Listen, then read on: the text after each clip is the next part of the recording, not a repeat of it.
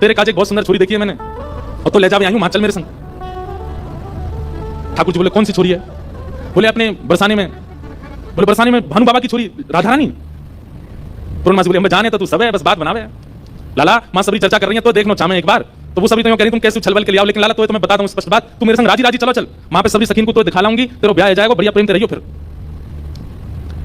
मनसुखा बोलो ऐसे नहीं जाएगा लाला हमारो, पहले मेरे काजी भी छोरी बताओ, जब मेरा ब्याह भी पक्को बताई दोगी तब लाला जाएगा और मैं संग जाऊंगा। पूर्णमासी बोले तो बिल्कुल ना लेके जाऊंगी।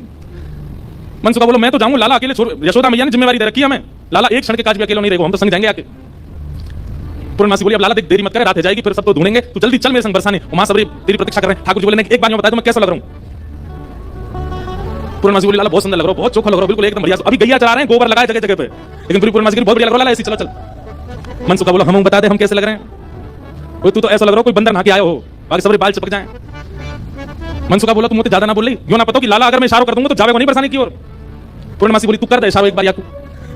मनसुखा बोलो लाला तू बरसानो नहीं जाएगा। पूर्णमासी बोली लाला संध्या जल्दी चल, सोई ठाकुर जी चल दिए। मनसुखा बोलो लाला तेरे बढ़िया हमारी यारी निभाई है, हम एक बार हमारी बात मान जा तो रुक जा। तो बोले अरे ब्याह के काज में 6 महीना इंतजार कर रहा हूं, जैसे हेरो तो ना देखो, तेरी बात में मान लूंगा मैं, अभी जान दे। मनसुखा बोलो मैं भी चलूंगा, खूब पूर्णमासी ने मना करी, लेकिन मनसुखा बोलो मेरे बिना नहीं जाएगा, मैं चलूंगा। मनसुखा भी गयो।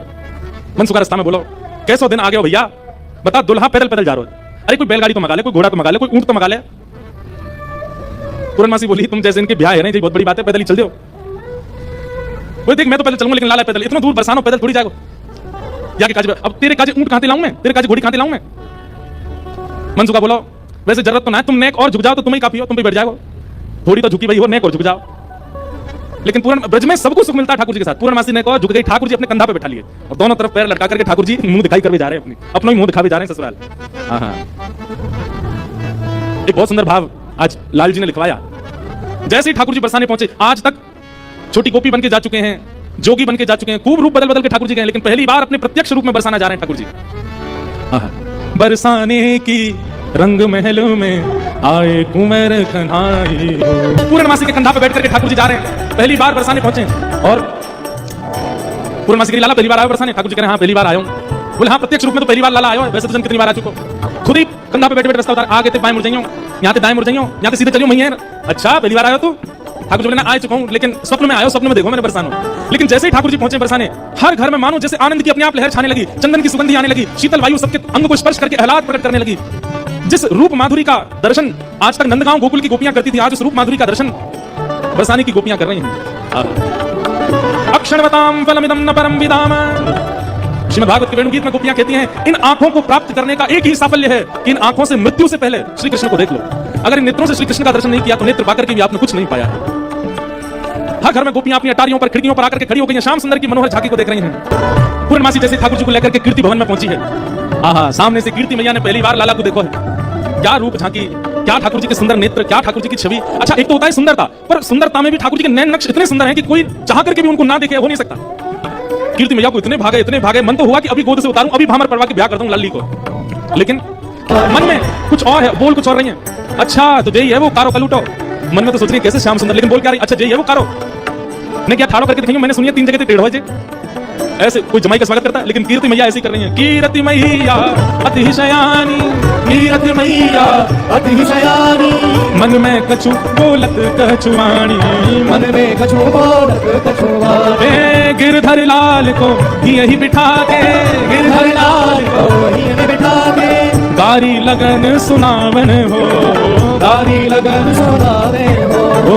गिरधर लाल को यही बिठा के, गिरधर लाल को यही बिठा के, गारी लगन सुनावन हो। ठाकुर जी पहुंच गए, जाए करके जैसे ही पहुंचे तो पहुंचते ही स्वागत ही ऐसा कि अच्छा तो यही है वो कार्य कार्य कार्य काले कलूटे।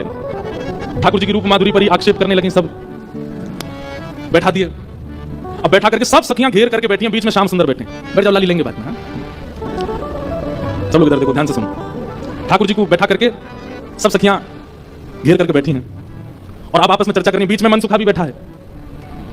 सखियां आकर के बोली मैया जमाई तो आयो संग में, मुंह दिखाई करवावे आयो संग में, पर ये अपने गांव के बंदर ने काई कुली आयो संग में। मनसुखा बोला हम बंदर ना है, हम लाला के सखा हैं, हमारे कहे बिना कछु ना करे लाला। हम कहें तो उठे, हम कहें तो बैठे, हम कहें तो चले, हम कहें तो सोवे, हम कहें तो खावे। धीरे से देख रहे ठाकुर अब की मान जाइयो, अगर कछु कहें तो कुछ बात तो चल दियो। सब सखियां ठाकुर जी को कोई कान पकड़ के देख रही है, मैया कान तो ठीक है, यहाँ के नाक पकड़ के देख रही है, मैया नाक को ठीक है, या की आंखन में घूर घूर के देख रही है, मैया आंखों ठीक है, या की मुखमंडल देख रही है, हाथ देख रही है, पाम देख रही है, चलवा के देख रही है, चलवा के देख रही है, सब गोपी करी मैया चाल तो बढ़िया, लेकिन ऐसी लगे जनानी सी, जनानी समझे, ऐसा लगे नेक कोई छोरी चल रही है का। अरे ना लाला हमारा जो गैया चरावे जावे तब देखो बिल्कुल ऐसी मर्दानी सी चाल चले, ऐसा मत कहो। सब ठाकुर जी को घेर करके विविध विविध प्रकार की बातें कर रही हैं। एक गोपी बोली, लाला तुम बाकी सब चीजों में तो ठीक हो, लेकिन फिर चोरी काय को करो।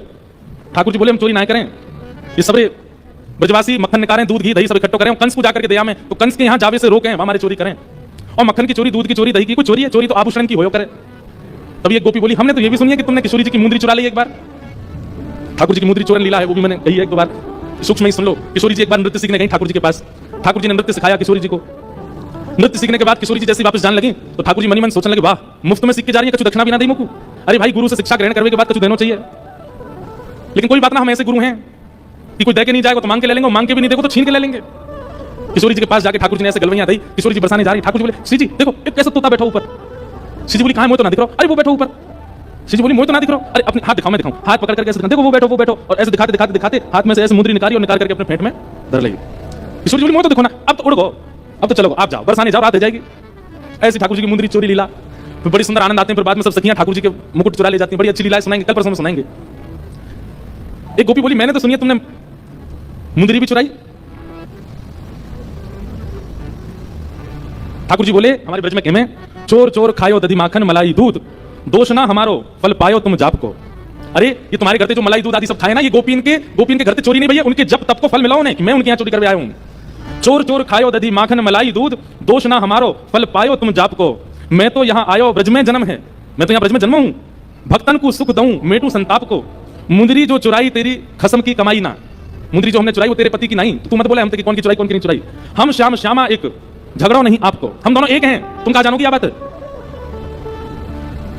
रहो तो गवारी ढोरी रोकत है हमारी, जब प्यारी ही हमारी तो महल का तेरे बाप को। अरे तू हमसे क्या पूछ रही है, ये श्यामा जी तो नित्य हमारी हैं, ये सदिनते हमारी हैं, इनके संबंध में इतनी जांच पड़ताल और पूछ तुम कर रही हो, अरे ये तो सदाते हमारी है, हमें पूछने की क्या बात है। सब सखी बोली, हे कीर्ति मैया, जमाई तुम्हारो सर्वगुण संपन्न है, बोलवे में आगे, उछलवे में आगे, चोरी में आगे, सब चीजों में निपुण है।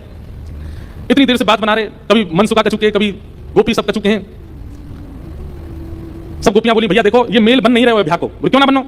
बोले बात यहीं आके अटक रही है कि लाला तुम्हारो कारो है, हमारी किशोरी जी गोरी है, राधा हमारी गोरी गोरी, ये नवल किशोरी, कन्हैया तेरो कारो है। संवाद चल रहा है किसमें, मन सुखा में और सब गोपीन में। गोपियां तो कह रही हैं राधा हमारी गोरी गोरी, नवल किशोरी, कन्हैया तेरो कारो है, और मन सुखा क्या कह रहा है, ओ ये तो कारो नहीं है मतवारो, जगत उजियारो, श्री राधा जी को प्यारो।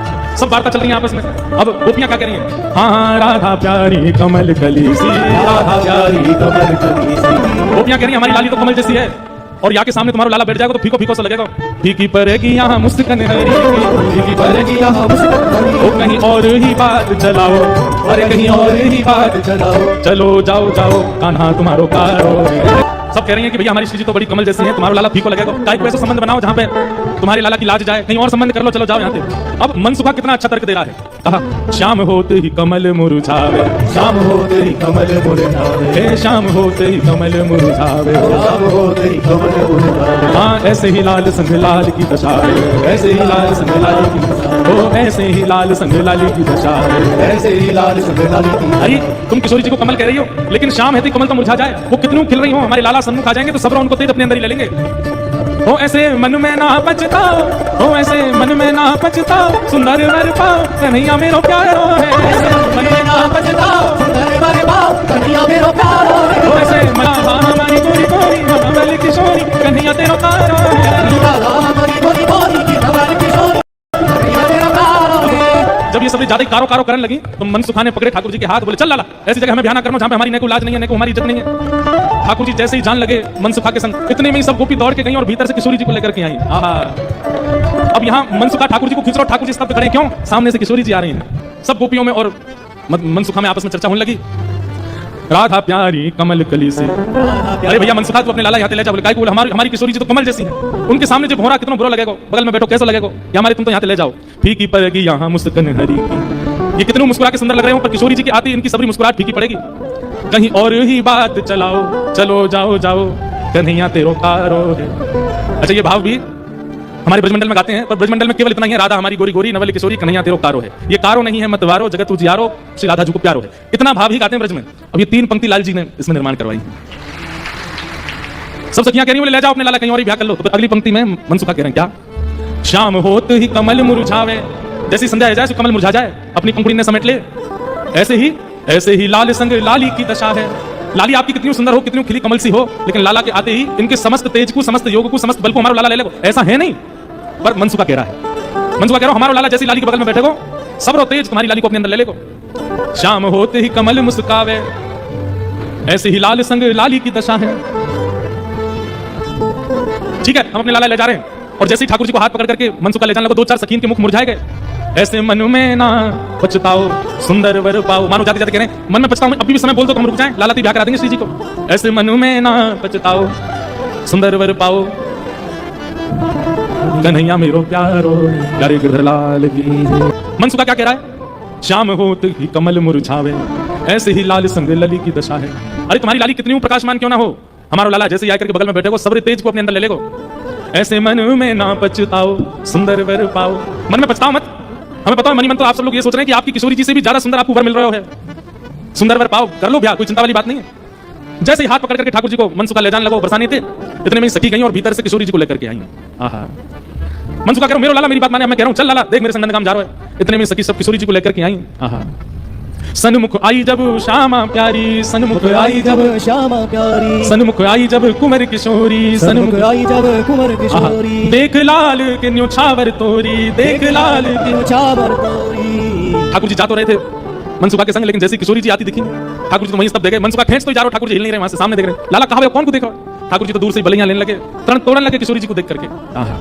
सन्मुख आई जब कुंवर किशोरी, सन्मुख आई जब कुंवर किशोरी। देख लाल के न्योछावर तोरी, देख लाल के न्योछावर तोरी। गिरधर मन में मुस्काए, श्यामा के मन भाई जोड़ी ये अति प्यारी है। गिरधर मन में मुस्काए, श्यामा के मन भाई जोड़ी ये प्यारी है। हाँ, गिरधर मन में मुस्काए, श्यामा के मन भाई जोड़ी ये अति प्यारी है। गिरधर मन में मुस्काए, श्यामा के मन भाई जोड़ी ये प्यारी है। किशोरी जी को देख करके ठाकुर जी तो मुस्कुराने लगे और वहीं स्तब्ध रह गए।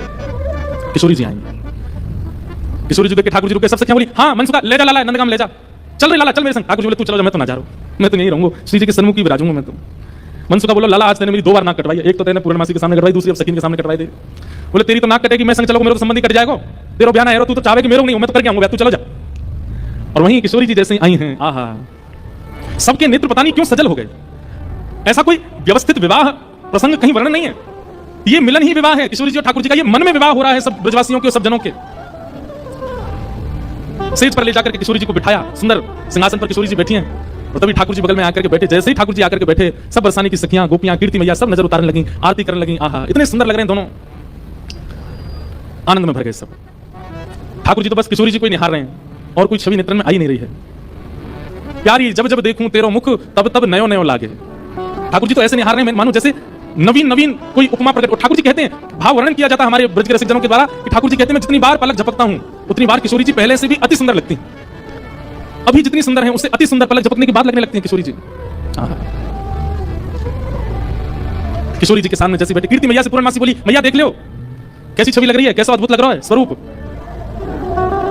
मैया बोली ना, मैं तो मनी वैसे ही चिंता कर रही, वास्तव में ऐसा लग रहा है कि जैसे मानो हमारी लाली और ये लाला दोनों एक दूसरे के काजे ही बने हैं, दोनों की छवि एक दूसरे के काजे ही प्रकट भई है। आहा, उत वनमाल इत भ्रकुटी विशाल सोहे, दर्शन करो कैसे लग रहे हैं दोनों। उत वनमाल, ठाकुर जी ने वनमाल पहनी है, भ्रकुटी विशाल सोहे, माथे पे मुकुट इत बिंदी भाल दीनों है। उत में पीतांबर इत चुनरी अनूप रंग, उत श्याम रंग इत गौर रंग भीनो है।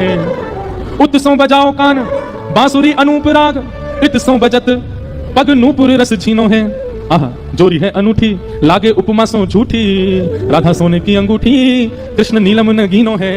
राधा सोने से अंगूठी कृष्ण नीलम सो नगीना है। तब कांचन गौरांगी, ठाकुर जी के बगल में बैठती किशोरी जी कैसी लग रही है, मानो जैसे किशोरी जी तो कोई स्वर्ण की अंगूठी है और वह स्वर्ण की अंगूठी में नीलमणि श्री कृष्ण लगे हुए हों।